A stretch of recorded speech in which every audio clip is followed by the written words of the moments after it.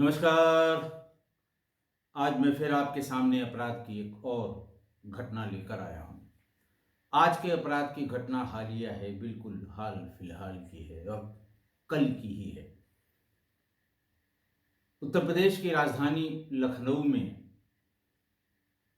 20 फरवरी 2026 को आशियाना के sector L के मकान नंबर 91 में रहने वाले एक लड़के अक्षत ने थाने पर आकर अपने पिता मानवेंद्र सिंह की गुमशुदगी लिखवाई। पुलिस ने पूछा कैसे आप कह रहे हैं गुमशुदा हैं और क्या इसका कारण है। तो उसने बताया कि मेरे पिताजी 20 फरवरी की सुबह 6 बजे मुझे जगाकर उठाया उन्होंने और ये कहा कि मैं दिल्ली जा रहा हूँ, 21 फरवरी की दोपहर तक वापस आ जाऊंगा, तुम दरवाज़ा बंद कर लो। उसके बाद उनके तीनों मोबाइल फ़ोन स्विच ऑफ हो गए। मैं तब से परेशान हूँ, तब से ढूंढ रहा हूँ। मेरे सारे रिश्तेदार नातेहित सब परेशान हैं। न तो उनका मोबाइल फ़ोन खुला, न ही उनके बारे में कोई पता लगा। चूंकि मानवेंद्र सिंह इलाके की सबसे मशहूर जो पैथोलॉजी लैब थी, वर्धमान पैथोलॉजी लैब के मालिक थे और शराब के कारोबार में भी थोड़ा बहुत उनका इंटरेस्ट था, लिहाजा संपन्न आदमी थे, आलीशान मकान था और लोग उनको जानते थे। जब ये पता लगा कि उनका कुछ पता नहीं लग रहा है और 3 दिन से वो गायब हैं, घर में उनकी बेटा और बेटी परेशान हैं, उनकी पत्नी की 9 साल पहले मृत्यु हो चुकी थी और चाचा चाची मूल रूप से जालौन के रहने वाले मानवेंद्र सिंह, वहाँ से भी बहुत से लोग आए और हर आदमी ने अपनी तरह से उनको ढूंढने की कोशिश की। कहाँ कहाँ जा सकते हैं, किन से उनके व्यावसायिक संबंध थे, सब तरह से उसका पता किया। पुलिस ने भी घर के आसपास लगे हुए सीसीटीवी खंगालने शुरू किए। बार बार वो उनको बच्चे को यानी अक्षत को बुला के, अक्षत 21 साल का लड़का था उनका और बीकॉम सेकेंड ईयर या थर्ड ईयर का छात्र था। तो कभी पुलिस ने इस बहाने से बुलाया कि अच्छा बताओ जाते समय कौन सी पैंट कौन सी शर्ट पहने हुए थे। कभी ये बताया कि गाड़ी वो खुद चला के ले गए थे कि ड्राइवर ले गया था। कभी फिर बुला के पूछा कि वो किस साधन से जाया करते थे, दिल्ली जाने की बात कर रहे हैं कि भाई एयर जाया करते थे या ट्रेन से जाया करते थे। जब 4-5 बार किसी न किसी बहाने, क्योंकि अब तो उसने अपने बाप की गुमशुदगी लिखवाई है, उससे जो वो कहते हैं ना कि इंटरोगेशन वाली प्रक्रिया नहीं थी पुलिस की पूछने की, जानकारी की प्रक्रिया थी कि पता लगे कि किस दिशा में गए हैं, किस साधन से गए हैं, किसके साथ गए हैं, कौन ले गया है, क्या काम हो सकता है। और जब तक उनका मोबाइल फ़ोन चला था तब तक कि उनकी कॉल डिटेल में उनकी किससे किससे बात हुई थी, ये सब पुलिस ने जानने का प्रयास किया। लेकिन जब अक्षत को 2-3 बार बुला के एक ही तरह के जो सवाल पूछे गए तो उसमें भारी अंतर आया। कभी कपड़ों के कलर में अंतर आ गया, कभी समय में अंतर आ गया, कभी एयरपोर्ट या रेलवे स्टेशन का अंतर आ गया।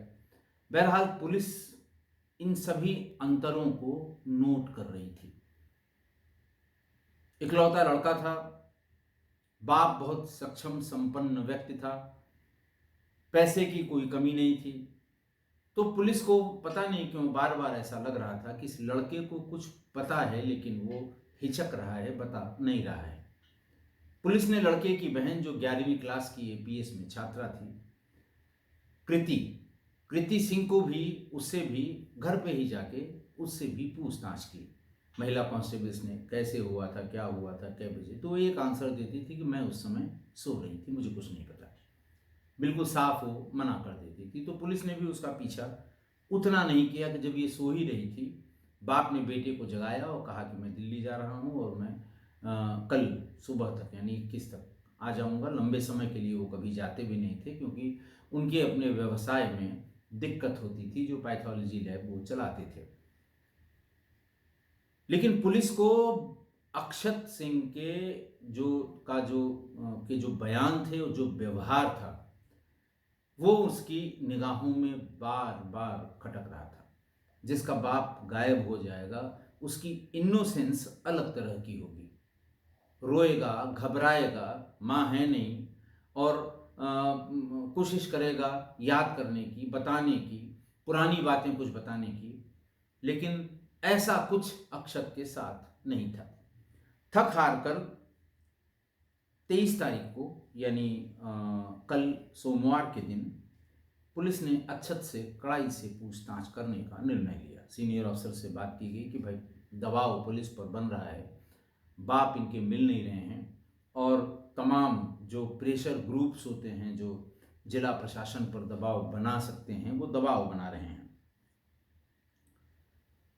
तो पुलिस ने उससे कड़ाई से पूछताछ करने का निर्णय लिया। उसे फिर से बुलाया गया थाने पर और उसे ये बताया गया कि उसने पहले बयान में क्या कहा था, दूसरे बयान में क्या कहा था, तीसरे बयान में क्या कहा था, घर से जाने के बारे में उसने पहली बार क्या कहा था, अंतिम बार क्या कहा था। जब उसे 3-4 इस तरह के सवालों से कन्फ्रंट कराया गया जिसमें वो बार बार बयान बदल रहा था, तब वो धीरे धीरे करके टूटने लगा। उसे ये लगा कि अब पुलिस को लगता है मेरे ऊपर शक हो गया है, अच्छा शक हो गया है, गहरा शक हो गया है। तो अक्षत ने फिर बताना शुरू किया कि दरअसल उसने किया क्या था। उसने बताया कि 20 फरवरी की सुबह करीब 4:30 बजे उसका पिता से विवाद हुआ था। पिता से किस तरह का विवाद हुआ था इसके बारे में उसने बहुत ज़्यादा स्पष्ट अब तक नहीं बताया। डीसीपी के बयान में वही आया है कि पिता इसके ऊपर दबाव डालते थे कि तुम पढ़ते लिखते नहीं हो, तुम्हें प्रतियोगी परीक्षाओं के लिए तैयारी करनी चाहिए, कोचिंग ज्वाइन कर लेनी चाहिए, इस तरह की बातें उसने पुलिस को बताई। उसने ये कहा कि विवाद इतना बढ़ गया कि मैं गुस्से में आकर अपने पिता की लाइसेंसी राइफल ले आया और उन्हें गोली मार दी। जब वो मर गए तो ये तीसरे फ्लोर पर उनके कमरे में ये घटना हुई। वहां से वो बॉडी को लेके ग्राउंड फ्लोर पर आया। ग्राउंड फ्लोर पर एक खाली कमरा है। कमरे में उसने पिता की लाश के टुकड़े किए, हाथ काटा, पैर काटा और सिर काटा, पानी से सफाई की। उसके बाद पॉलीथीन में सिर का हिस्सा, हाथ का या पैर का हिस्सा रख के अपनी गाड़ी से उसे ले गया और सदरौना में उसे एक नाले में फेंक दिया, ऐसा उसने बताया। और पुलिस टीमें इसकी सर्च कर रही हैं और उम्मीद है कि वो मिल भी जाएगा। इस बीच में उसे लगा कि अगर कोई और आ गया, रिश्तेदार आते रहते हैं, तो धड़ को देखकर लोगों को या खून को देखकर या कमरे को देखकर लोगों में शंका होगी। तो वो फिर वही मोस्ट इनफेमस नीला ड्रम, हर घर में आजकल तो पाया जा रहा है, वो नीला ड्रम ले आया। नीले ड्रम में शरीर के कुछ और हिस्सों के साथ धड़ भी रख के ऊपर से उसके ढक्कन से उसको फिक्स कर दिया ताकि बदबू बाहर ना आए। जब वो सिर और हाथ पैर के हिस्सों को सदरौना में नाले में फेंक कर आया था तो उसकी गाड़ी में जगह जगह खून लगा हुआ था। आते ही उसने खुद गाड़ी साफ करनी शुरू कर दी। चूंकि वो खुद गाड़ी कभी साफ नहीं करता था तो बगल से उसकी चाची ने उसे आवाज देकर पूछा कि अरे क्या हो गया कि तुम आज सवेरे सवेरे गाड़ी साफ कर रहे हो। उसने कहा चाची गंदी हो गई थी। तो उसने कहा बेटा एक मिनट रुक जाओ, मैं आ रही हूँ, मैं साफ कर दूंगी। उसने कहा नहीं नहीं हम साफ कर देंगे। डर उसको ये था कि कहीं खून के धब्बे चाची न देख लें, क्योंकि पिता के गायब होने की बात तब तक सब जगह फैल चुकी थी। उनको मना किया और फिर उसने सोचा कि अभी ताज़ा ताज़ा इनके दिमाग में ये भरा हुआ है, कार क्यों साफ कर रहे हैं, फिर धड़ लेकर जाएंगे, फिर वापस आएंगे और सफाई करेंगे तो चाची का शक पुख्ता हो जाएगा। लिहाजा उसने उसके बाद उसको डिस्पोज तुरंत करने का या उसी दिन करने का उसके दिमाग में ये बात निकल गई कि अब 2-1 दिन वेट करके ही इसका हम डिस्पोजल करेंगे। इतना बताते ही पुलिस उसको लेके आई घर पे और उस नीले ड्रम में पिता के धड़ का और शरीर के कुछ और हिस्से बरामद कर लिए। उसके बाद उसको लेके पुलिस वहां गई जहां उसने अपने पिता के सिर को फेंकना बताया था। मानवेंद्र सिंह के पिता सुरेंद्र पाल सिंह ये उत्तर प्रदेश पुलिस से अवकाश प्राप्त हैं। वो भी बेचारे बुजुर्ग हैं और लाठी के सहारे से मौके पर पहुंचे थे। परिवार में यही 2 बच्चे थे, अक्षत और कृति।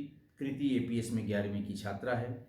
मानवेंद्र का छोटा भाई एसएस रजावत उत्तर प्रदेश पुलिस में है और लखनऊ में ही उसकी सचिवालय में तैनाती है। उसने ये भी बताया कि मैंने ये गोली जब मारी थी तो मेरी बहन कृति वहां मौजूद थी। कृति डर गई, चिल्लाने लगी, फर्श पर बैठ गई और मैंने उसको कहा कि अगर किसी से तुमने जिक्र भी किया तो जैसे इनको मारा है वैसे ही तुमको मार दूंगा। वो डर गई, डर के मारे ओढ़ कर सो गई। वो किसी से बात इस बीच में उसने नहीं की है। पुलिस को भी वो यही बताती रही कि हम तो सो गए थे, हमें पता नहीं लगा कि क्या बात हुई होगी। और उसने ये भी बताया कि डर के मारे ही उसने किसी से, अपने किसी रिश्तेदार से या किसी से भी ये नहीं बताया है कि मेरे सामने ही अक्षत ने पिताजी को गोली मारी है। पुलिस उपायुक्त डीसीपी सेंट्रल विक्रांत वीर सिंह, इनको वहाँ मौके पर गए थे। प्रेस वालों ने घेरा और प्रेस वालों ने इनसे पूछा कि क्या घटना है। उन्होंने बताया कि भाई पहले गुमशुदगी दर्ज की गई और फिर जांच में आया कि बेटे ने ही उनकी गोली मारकर हत्या कर दी है। बेटे ने अपना जुर्म कबूल कर लिया है और हम विधिक कार्रवाई कर रहे हैं। आज की घटना, आज एक निर्दयी बेटे ने अपने पिता की, अपने बाप की हत्या कर दी, जिस बाप का वो इकलौता पुत्र था। और वाह रे नीला ड्रम, कभी पति नीले ड्रम में पैक मिले, कभी प्रेमिका नीले ड्रम में पैक मिली, कभी पत्नी नीले ड्रम में पैक मिली। एक सिलसिलेवार एक घटना साल भर पहले जो शुरू हुई थी 2025 में, 2026 और अब की बार पिता ही नीले ड्रम में पैक मिला। देखिए, एक ज़माना था जब गांव देहात में, पुराना, बहुत 20 साल पहले पुराना, जब प्लास्टिक और इनका बहुत ज़्यादा चलन नहीं था, तो सुदूर गांव में जो शादियां होती थी वो गांव में पानी पीने का ड्रम अलग अलग लोगों के यहाँ बड़ा स्टेटस सिंबल होता था कि फलां के यहाँ से पानी का ड्रम ले आइए। और जिनके पास होता था वो साफ सफाई रंग रोगन करके रखते थे। गांव में किसी भी बेटी की शादी हो या फिर कोई तिलक चढ़ाने बाहर से कोई मेहमान आया हो तो सबको पता था किसके किसके यहाँ ये लोहे वाले या टिन वाले ड्रम हैं। वो लाए जाते थे, किसी पेड़ की छांव में रखे जाते थे।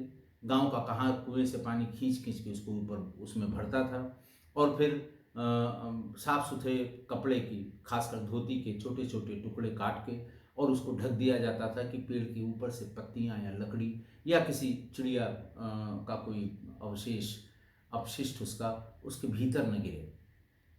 और जब बारातियों को या घरातियों को खाना खिलाने का वक्त होता था तो इसी ड्रम से सबको पानी पिलाया जाता था। बड़ा, जैसे वो कहते हैं, बड़ा शुभ माना जाता था कि साहब इन्होंने अच्छी व्यवस्था की है, 6 ड्रम में पानी रखा है। शरबत इसी ड्रम में घोला जाता था। जनवासे के दिन शरबत ड्रमों में भर भर के लोगों को खिलाया जाता था। रूह अफ़ज़ा का बहुत चलन था उस समय।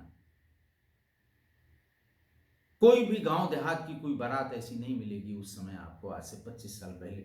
अब तो नल सब जगह हो गए हैं। इंडिया मार्का 2 ने तो क्रांति ही फैला दी कि कुएं की ज़रूरत बहुत घट के करीब 20% ही रह गई। जहां इंडिया मार्का 2 के हैंडपम्प सफल नहीं हैं या बहुत नीचे पानी का स्टाटा है, वहीं लोग कुएं के पानी का इस्तेमाल करते हैं। वरना कुएं के पानी का इस्तेमाल अब बहुत कम हो गया है। तो उससे भी लोग पहले ड्रम भरा करते थे और इसी ड्रम से मेहमानों के लिए पानी की व्यवस्था की जाती थी। लेकिन धीरे धीरे जमाना बदला और इस ड्रम के स्थान पर प्लास्टिक के नीले ड्रम ने ले लिया। नीला ड्रम इसलिए कि केमिकल्स की सप्लाई में अलग अलग जगह से आने जाने वाले केमिकल्स और दवाइयों में प्रयोग होने वाले रसायन, जो दवाइयाँ लिक्विड दवाइयाँ हैं, वो थोक में इसी नीले ड्रम में, क्योंकि नीले ड्रम को लाना ले जाना आसान है एक जगह से दूसरी जगह, ज़्यादा झटका लगने पे ये चिटकते नहीं हैं, फटते नहीं हैं, इनका जो रसायन है या इसमें जो लिक्विड है वो बाहर बहता नहीं है। एक दो बार लुढ़क भी जाए तब भी कोई बहुत ज़्यादा फर्क नहीं पड़ता है, सेफ हैं। तो ये फैक्ट्रियों में उतारने के बाद फैक्ट्रियों के जो लोग होते हैं अपना रसायन निकाल के और फिर इसे खुले बाजार में बेच देते हैं। खुले बाजार में ये ड्रम, नीले ड्रम लोग अपने व्यक्तिगत इस्तेमाल के लिए, जिसके यहाँ मकान बन रहा वो 4 ड्रम खरीद ले जाएगा मकान में, मकान बनते समय पानी, लेबर को पानी पीने के लिए या और दूसरे काम के लिए इस्तेमाल किया जाने लगा। घरों में जहाँ लिमिटेड समय में सुबह और शाम पानी आता है, वहाँ भी लोग नीला वाला ये ड्रम पानी पीने के या पानी के भंडारण के लिए इस्तेमाल करते हैं। लेकिन मेरठ के साहिल और मुस्कान ने जब से नीले ड्रम में मुस्कान के पति सौरभ राजपूत को सीमेंट से पैक किया गया, तब से लोगों के मन में या लोगों के दिल में नीले ड्रम से चिढ़ होने लगी। एक के बाद एक कई घटनाएं हुई तो नीले ड्रम से चिढ़ हो गई और लगभग उससे विरक्ति हो गई। और अब तो गांव में भी एक नीले ड्रम की अपेक्षा, जो टेंट हाउस से स्टील के ड्रम आते हैं, वो एक नीले ड्रम की अपेक्षा 2 स्टील के ड्रम उपयोग में लाए जा रहे हैं। लेकिन नीले ड्रम को अब शादी ब्याह में या किसी शुभ कार्य में अब बहुत कम देखने को आपको मिलेगा। इसी साल की लगन या सहालग में अभी जब बारातों में मुझे भी आसपास सुदूर गांव के क्षेत्र में जाना पड़ा तो मैंने ध्यान दिया कि नीला ड्रम इस बार बिल्कुल गायब था।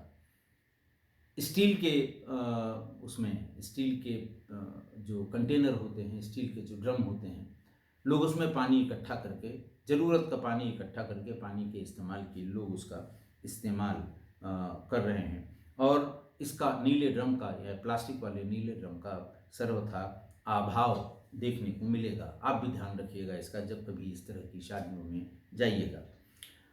आज की घटना के संबंध में डीसीपी विक्रांत वीर सिंह ने पत्रकारों के एक सवाल का जवाब देते हुए कि इसका क्या कारण हो सकता है या अब तक पुलिस को किस कारण से इसने अपने पिता को गोली मारी, क्या पता लगा है, तो विक्रांत वीर सिंह साहब ने कहा कि अभी तक जो पता लगा है उसके हिसाब से इस लड़के ने, अक्षत ने, ये बताया है कि उसके पिता इसके ऊपर प्रतियोगी कॉम्पिटिटिव एग्जाम्स की तैयारी करने का दबाव बना रहे थे। इस संबंध में विवाद हुआ और तब मैंने उनको गोली मार दी। तो ये जब मैंने ये लास्ट उनका बयान देखा टीवी में तो तब तक यही बात पता लगी थी। लेकिन मुझे लगता है ये बात बिल्कुल नहीं होगी, एकदम नहीं होगी।